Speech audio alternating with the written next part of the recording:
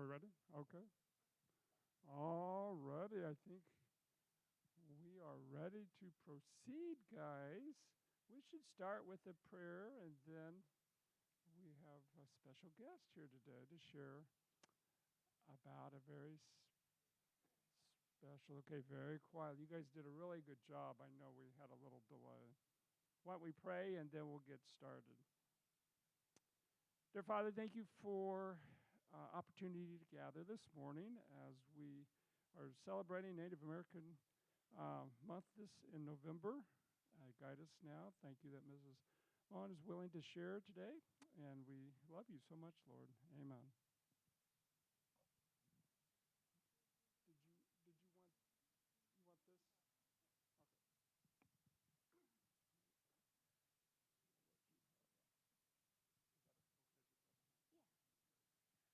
Well, first, I just want to say thank you so much for having me here.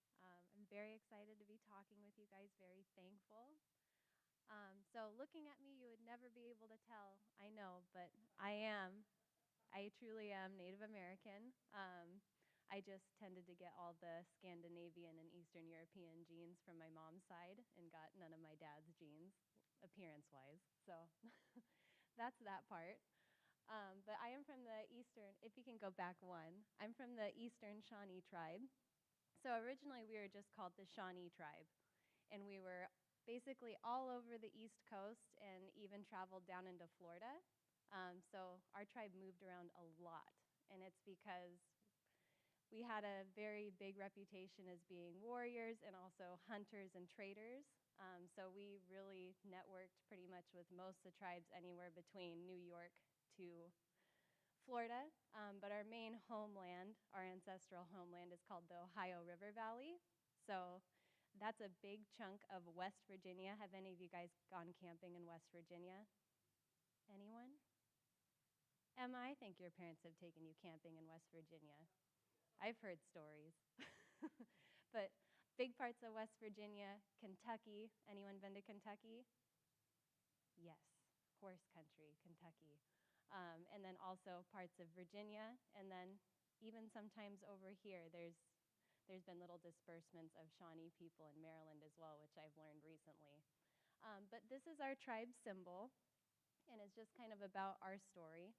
So what two animals do you guys see?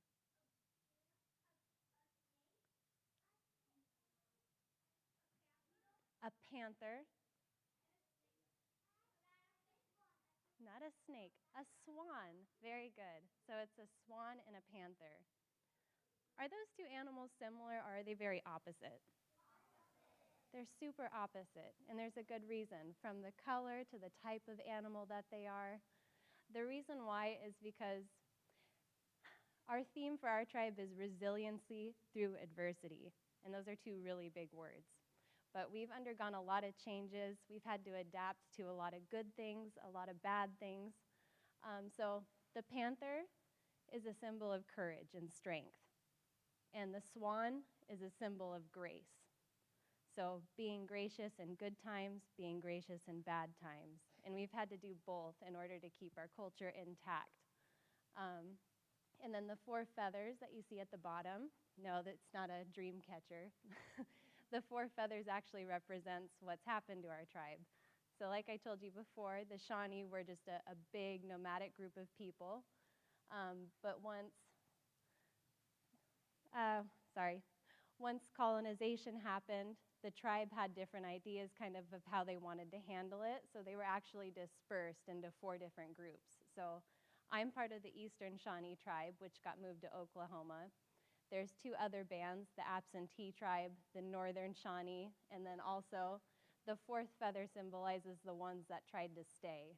And they're not a recognized federal tribe, but they tried to hold on to their homeland as much as they could. They tended to join other Native American tribes that were still here, but that's what the fourth feather represents. And we can go to the next slide. So yes, like I said, just so you have an idea, you see Kentucky up there, the Ohio River, West Virginia, and then we got moved all the way down into Indian Territory in Oklahoma, which is just right above Texas. And that's where we are today. We still speak Algonquin. That's the language that most of the Eastern Woodland tribes spoke. So it's a very old language. It's actually over 2,000 years old. So we still speak it. We're doing everything that we can as a tribe to keep it alive. So we have language classes and all that kind of stuff.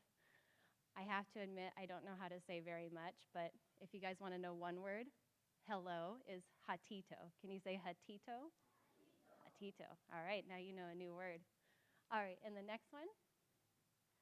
So this is what the typical Shawnee summer autumn village looked like during harvest times. We did have things like these.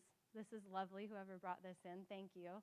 But this is what a typical Shawnee village would look like, and they were usually close to rivers so that you'd have water. What would you need the rivers for, the water for? Drinking water, of course. But also, where do you think your food came from? You'd have to grow it yourself, right? So you have to water it. So they were very good at farming, and that was the woman's job. So the one thing I really liked about studying my culture's history, women were super important, and parents did not want their daughters to leave their home. And it was because they were so vital to everyday survival, and women were allowed to become chiefs. They were allowed to take on governing roles because they were very valued for their hard work, their wisdom, knowing the land. So I've always really liked that about my tribe's history. And then in the winters, instead of being kind of closer to the riverbanks, they would tend to go more into the woods because when you're really close to the bodies of water, it's colder. So that's when we would have more of these types of dwellings. And they were usually made from animal skins and things like that. You'd keep them cozy, of course, with everyone close to the big fire that they would have.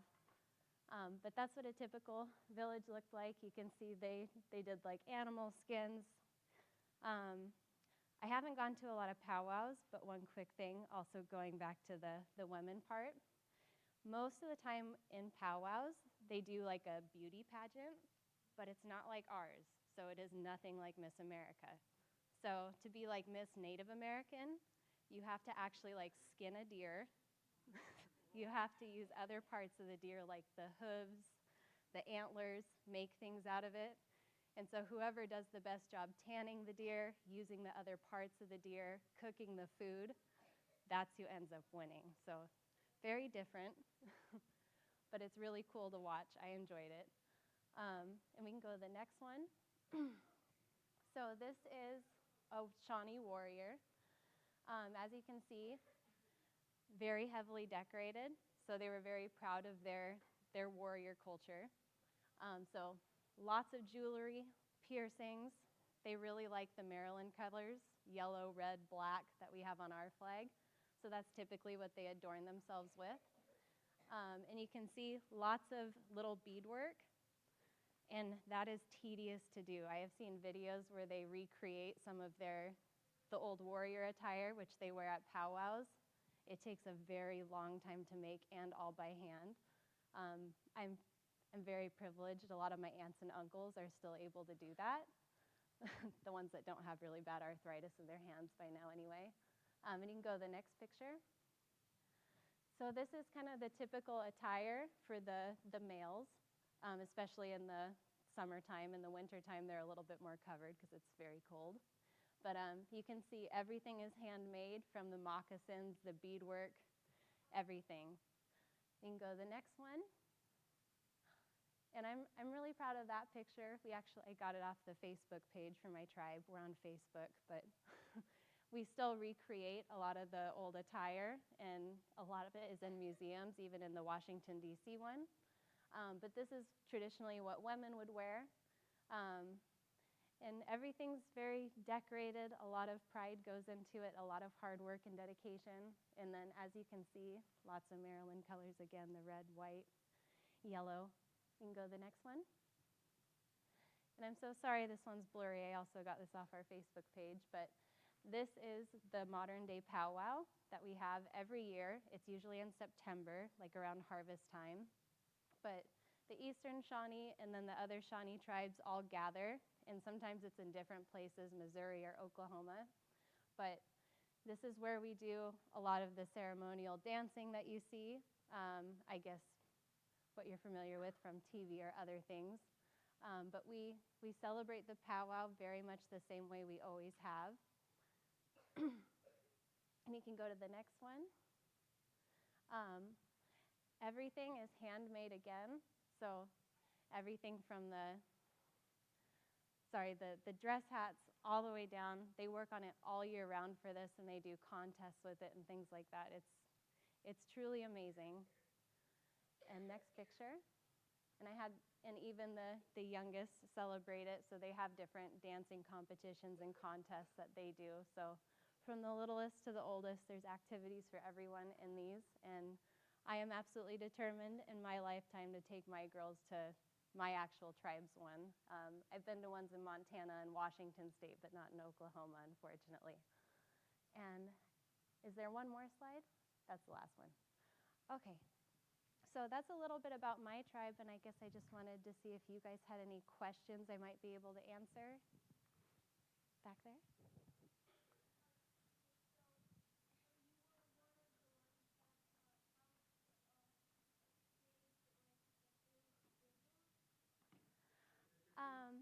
So, oh, okay.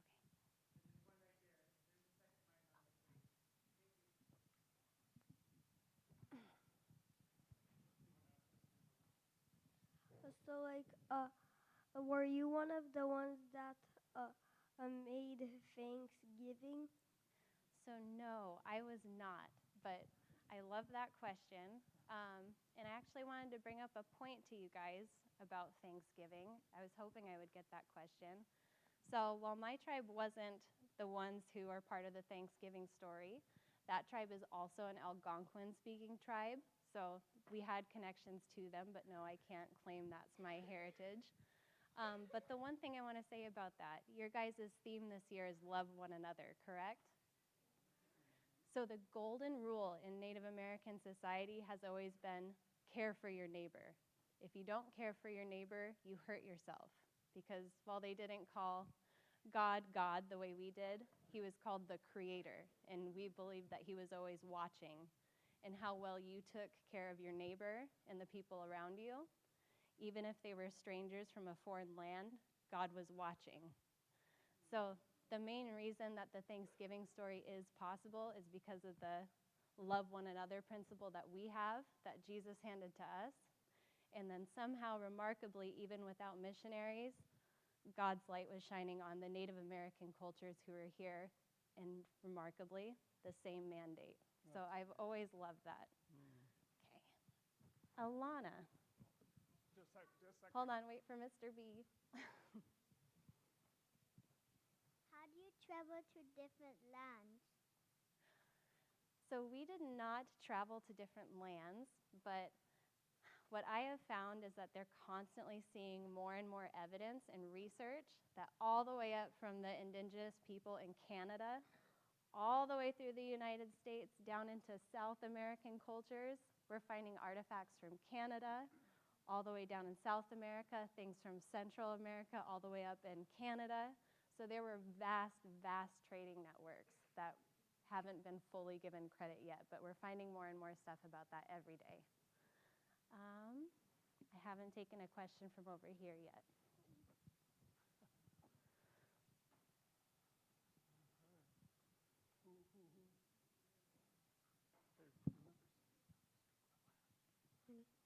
So over there is a Christian place. What was that? So the place that you just talked about is a Christian place. So actually, yes. So when you look up like I guess if you look up the Shawnee tribe, they have claimed that they're Christian and particularly Methodist, because Methodist missions were the ones that tended to stick. But yes, we are Christians, and like I said, that's been the most remarkable thing about studying my culture is the Creator is God without them having been told that, I guess, the story. So that's why they were very accepting of God, very accepting of the story of Christ, and they adopted it fully, 100%. And yes,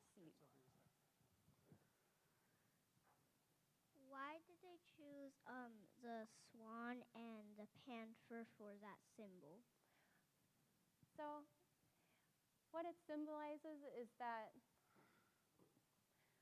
while you have to be very strong in adversity, you may have to fight for certain things, you may have to see certain things physically or just be very strong internally, you also have to be graceful. So there's always like the image of the swan that's floating in the lake. It's not bothered. It's beautiful. It's not a particularly strong animal, right? I mean, would you guys be afraid of a swan? Yeah, they might hiss at you, but they're probably not going to maim you, right? Not like a panther would. But the fact that they're out in the middle of the water, they're not worried about predators. They're graceful. They're beautiful animals. So it's just kind of that contrast, that sometimes that's what it takes in the end to maintain your culture, which is what happened with the Native Americans. They weren't written as the victors in history. They didn't win the major battles that they'd hoped to win. But like I said, we still have our language. We still have all of our powwows and annual get-togethers, dances, celebrations, and they haven't changed in hundreds and hundreds of years, no matter how much our people have gone through. And that's remarkable. So that's what the symbol represents with the two opposite animals. Let's see.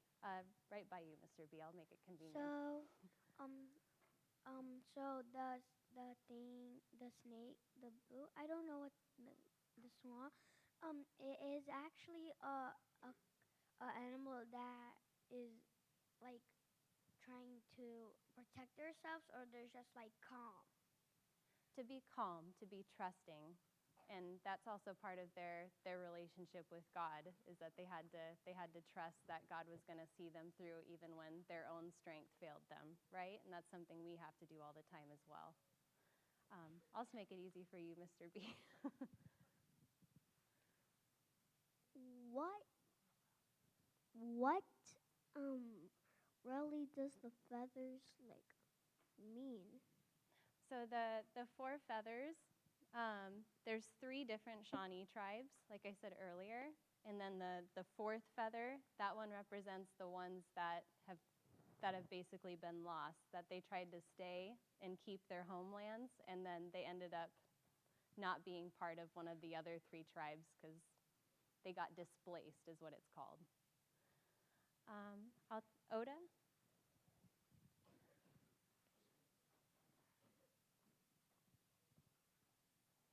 Did they trade with the European settlers?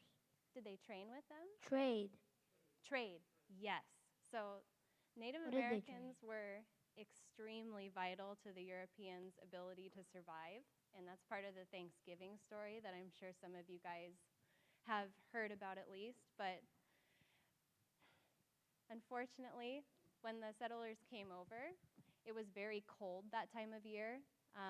The seas were not calm, so a lot of them lost their lives at sea already getting here, and by the time they got to Plymouth Rock, it was frigid cold. They had no crops that they could grow because you can't grow stuff in the winter, right? Kind of miss the ship there. And then they also didn't necessarily know how to hunt here. So if the Native Americans hadn't had the principle of being gracious and kind to your neighbor, they could have just backed off into the woods and said, not my problem. But they did choose to help. They taught the settlers what to plant when. They shared their harvests with them, and then they set up the Thanksgiving feast, and that's how we have the holiday we have today. That's right. Araya? Here we go, sweetie, this way. Sorry. How would they catch food? So they were very, very good hunters. So that was a job primarily for the men. So as a teenage boy, you would test for it. And the way that you tested for it was actually very different than what you'd think. It wasn't just that they sent you out in the woods and said, bring home a bear. Actually, what they'd do is they'd send like a group of boys, and you actually had to sneak up on a large animal. So it wasn't that you necessarily had to kill the animal to become a hunter or warrior. You actually had to get as close as you could to the animal without harming it, and with the animal not knowing you were there. So that was your hunter and warrior training. And they used tomahawks, which are like the little mini axes that you guys may have seen here and there in different movies or depictions of Native Americans, bows and arrows, and that's primarily how they hunted. And then, of course, they eventually traded with the European settlers and started using firearms and things like that much, much later. King? When did the Eastern Shawnee tribe become a thing? Become what? A thing. Become a thing.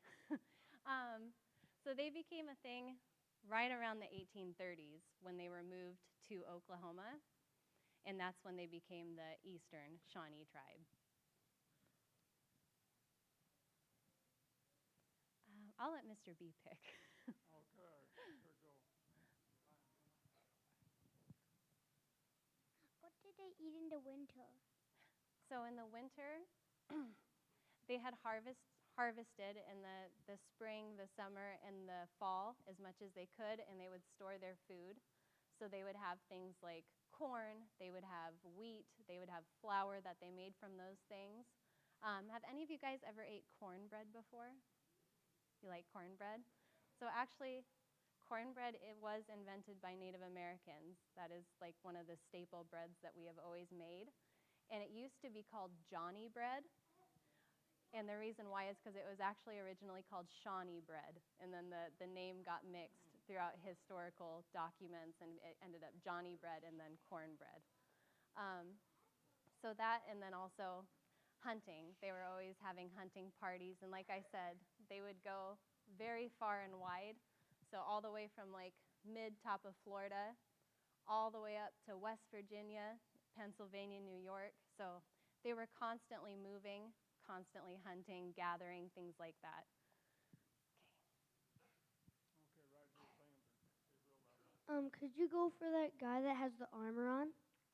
Yeah. So like I said, Cartoon character. yes. So he's very heavily decorated, and it was more something they just did for the warriors, because they had a certain special standing in society. That was kind of one of the best places to be if you were a Shawnee man. So literally almost his entire body is tattooed. You can see that. So they made that from various dyes from plants and things like that. And then a lot of men did have like the typical long hair that they would braid or just leave down. And they had ways of making it shiny and stuff like that too for ceremonial dances, because the fire was the most important part. So when the fire hit the shine of the hair, like in the men and women who were dancing, it was kind of like a special effect in our day. But most warriors shaved their head. They had the mohawk hairstyle or various different things, and they'd put intricate beadwork in their hair, feathers, claws, all kinds of stuff. So they're just very decorated and highly honored in Shawnee society. And actually, have you guys heard of Lewis and Clark? Yes. Anyone? So the Lewis and Clark expedition, which brought westward expansion, like moving to the west coast, like where, Disneyland is and all that good stuff in Hollywood. Lewis and Clark were the pioneers of that. They were the ones who were sent by Mr. Thomas Jefferson to do that and go west. Before Sacagawea joined that, it was actually a Shawnee man that helped them with the first leg of the trip to get through Louisiana territory all the way out toward the middle. And he's part of the Shawnee tribe. His name is George. The last name starts with a D, but it is French because he was French Canadian and Shawnee. And I am absolutely terrible at pronouncing anything French. I have to work on that. Okay, guys, we have about 4 or 5 minutes left. If you've already asked a question, you cannot ask another one unless you happen to be a daughter of Mrs. Mohan. When did they make the name of your tribe? When did they make it? So that's a funny story. So like I told you, the language that we speak, Algonquin, is a very old language. There's a tribe called the Iroquois, and they're up in what's modern-day New York. And they were kind of like one of the biggest tribes on the East Coast for the woodland natives, is what they're called. And while they spoke Algonquin, they speak it a little bit differently. So when the Shawnee first started interacting with them, they said, these people talk really weird. Like, we understand them, but it's very different. So Shawnee means southerner in Algonquin. So it's kind of like they had the first southern accent. And it's funny because people from the south, or the bottom half of Maryland itself, kind of start talking in a little bit of a southern accent themselves. So it's just something that stuck. So that's how we got our name. It means southerner.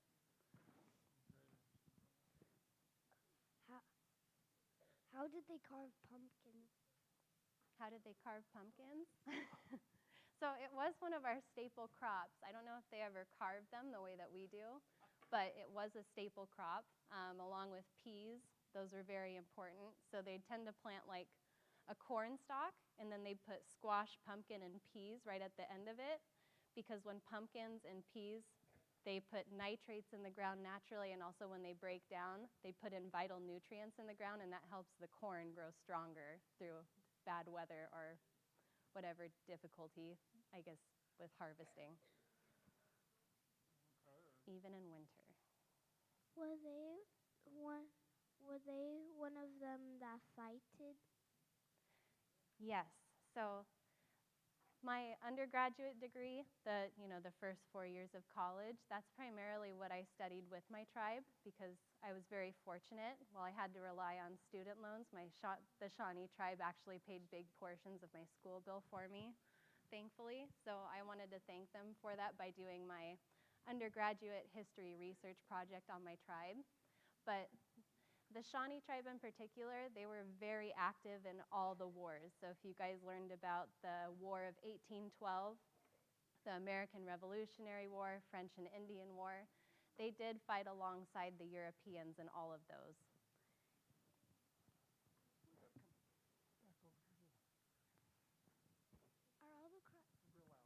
Are all the tribes Christian?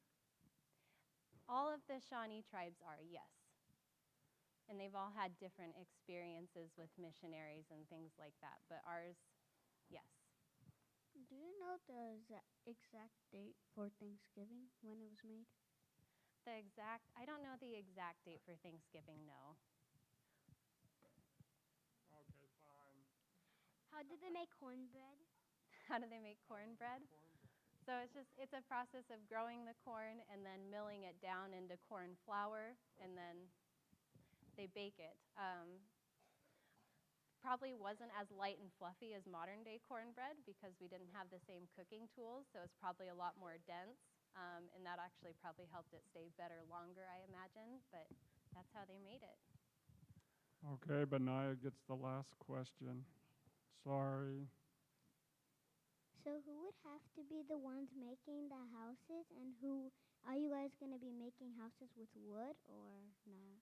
So it all depended on the season, and that's a good question. And like I said earlier, families did not want to let their daughters go, and this was one of the other main reasons. Because like I said, most men wanted to be either hunters and or warriors, so they were constantly moving, and the women were really the lifeblood of the tribe. So they were the ones responsible for the dwellings, the farming, the teaching and raising of the children. So actually, when it was time for young women to get married, the boys would really have to work at convincing the parents. Like, it would take a very, very long time for them to convince one of their daughters to go. And they actually had the daughters stay with them, with their new husbands, for as long as they possibly could, because women were so crucial to everyday survival and all the work that they had to do. Thank you so much. Thank you so much. So those have been the questions from you young people. You asked some fantastic questions. Yes, very good questions. I don't know if Thank any you. of the adults have questions. There is one. There's one. I was curious if the Shawnee were involved at all with the Trail of Tears in any way. Yes. So the 1832 is like the official year for the Trail of Tears, and that's when the last Shawnee were moved. So yes, they had that experience with Mr. Andrew Jackson and a lot of the other tribes. Thank you. Any other adult? Oh, there is. Do you know if they were moved to a reservation? If they, were moved to a reservation. yes. They were. So there was a lot of Indian territory carved out in what is modern-day Oklahoma, or the top panhandle of Texas. So that's the first place we were moved, is the Eastern Shawnee, and that's where we've stayed ever since. Thank you. I have maybe 3 questions. The first is, what are some misconceptions or misunderstandings about Native Americans? If you can share, what do people not realize or not know? I would say one of the big misconceptions, and this is something I struggled with, especially when I started researching in college more about my tribe's history. So growing up, I didn't grow up on the reservation. I grew up primarily with my mom, very far removed from that. But I did sometimes go to like local powwows or Indian health services and things like that. And every time I went there, I felt so out of place, because here I am, like super light blonde hair, bright blue eyes, pale skin, and then around a bunch of Native American looking children. And I mean, they would really stare at me like, what is this girl doing here?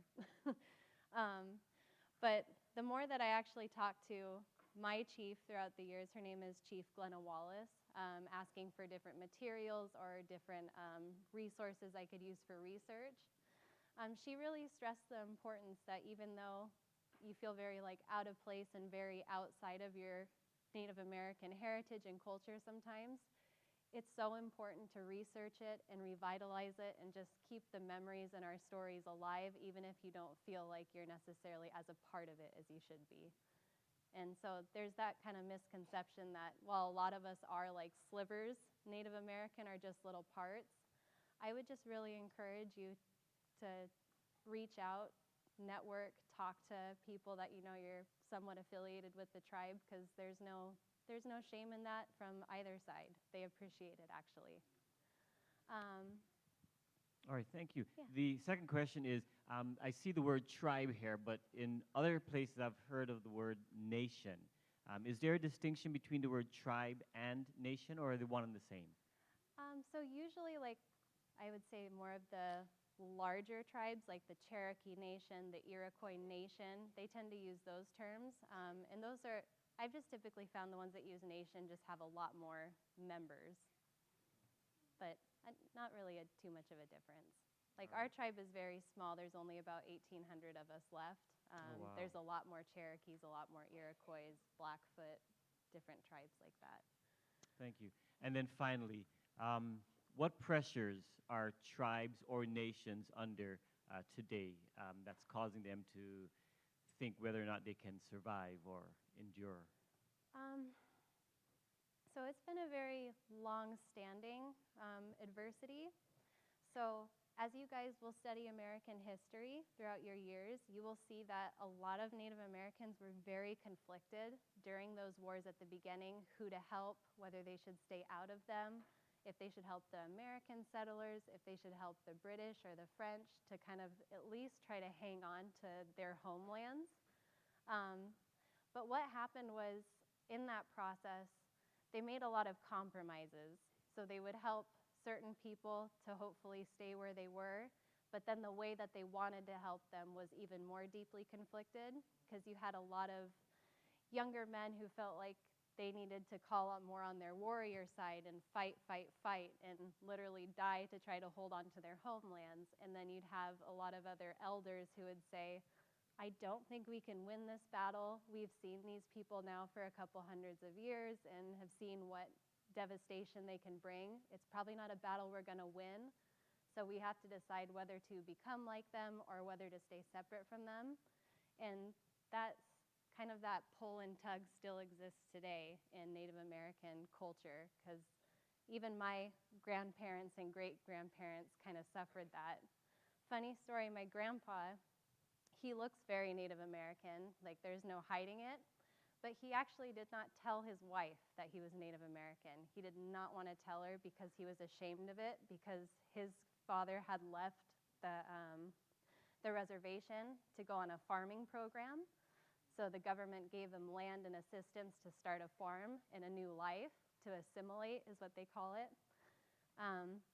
So he didn't want to tell her. and then they had a property dispute over their farmland. They needed to expand to get certain well water rights, and they denied him because he was Native American. They gave it to his neighbor, unfortunately. And so my dad remembers the moment that he saw his dad tear up and say, "I'm sorry I've kept this a secret from you, but we didn't get the land because I'm an Indian."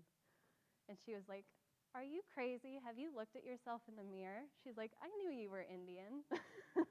So she knew, but the fact was he was so ashamed of it. So that's kind of a struggle that still exists in Native American society now.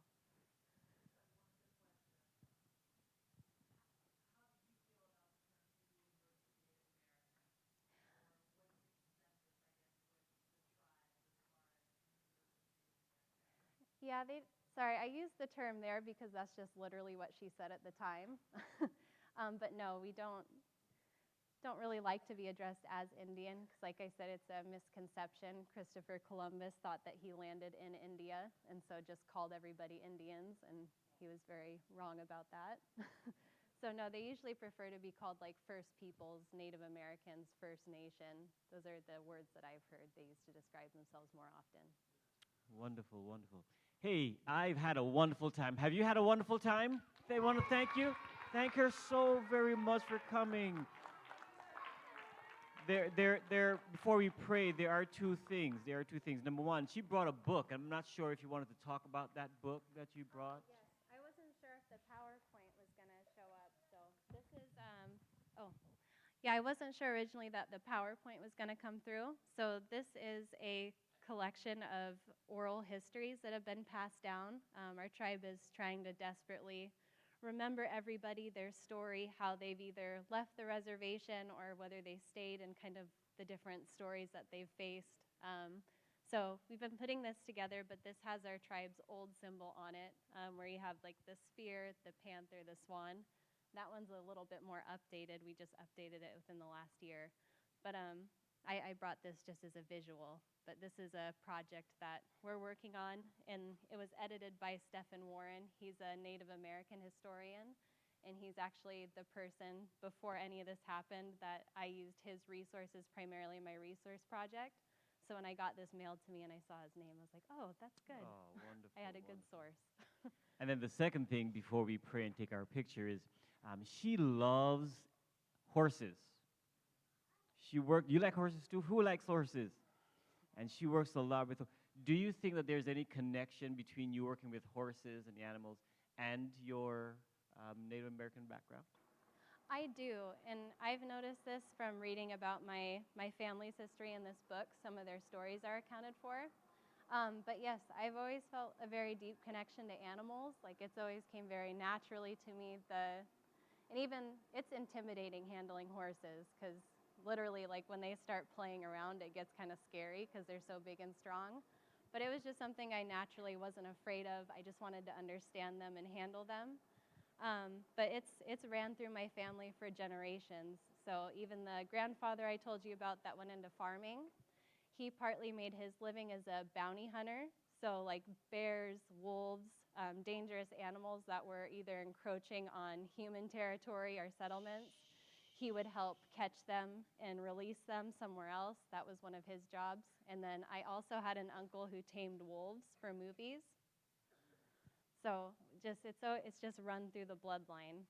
So I think that's where I get my adventurous side from. Wonderful, wonderful, wonderful. Well, we want to thank you so much, Ms. Mohan, for your time and for educating us as we celebrate Native American History Month. Thank you. Let's bow our heads for prayer.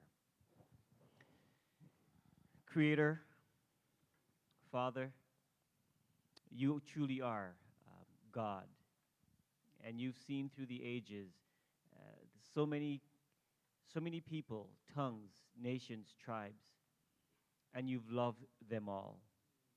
And you've put something in each of us that says, let us care and love one another. Please continue to be with us as we learn today. Continue to be with the Mohan family. And Lord, may they continue to educate more and more about the goodness of God.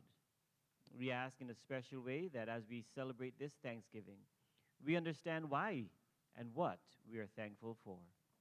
We love you, Father, and we're blessed to be here to experience this learning about the Eastern Shawnee tribe. Thank you so much for hearing and answering our prayer in Jesus' name.